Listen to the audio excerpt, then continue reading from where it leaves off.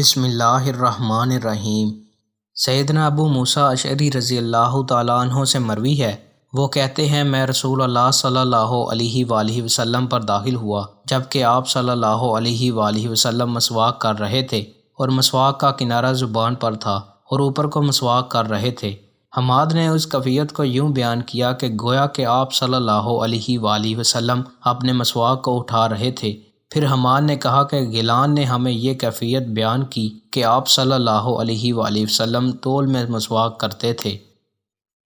سیدنا ابو ہریرہ رضی اللہ تعالیٰ عنہ سے بھی یہ اسی طرح کی حدیث مروی ہے، البتہ اس میں ہے سیدنا ابو ہریرہ رضی اللہ تعالیٰ عنہ نے کہا میں رسول اللہ صلی اللہ علیہ وآلہ وسلم کی یہ حدیث سننے کے بعد سونے سے پہلے، جاگنے کے بعد، کھانے سے پہلے اور کھانے کے بعد مسواک کرتا تھا۔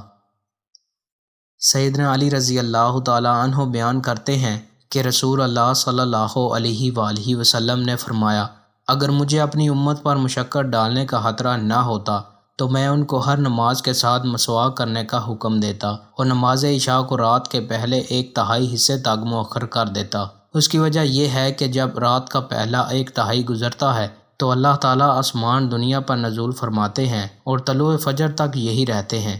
اس دورانیے میں ایک کہنے والا یہ کہتا رہتا ہے کیا کوئی سوال کرنے والا ہے کہ اس کو دیا جائے، کیا کوئی دعا کرنے والا ہے کہ اس کو جواب دیا جائے، کیا شفا طلب کرنے والا کوئی مریض ہے کہ اس کو شفا دے دی جائے، اور بخشش طلب کرنے والا کوئی گناہگار ہے کہ اس کو بخش دیا جائے۔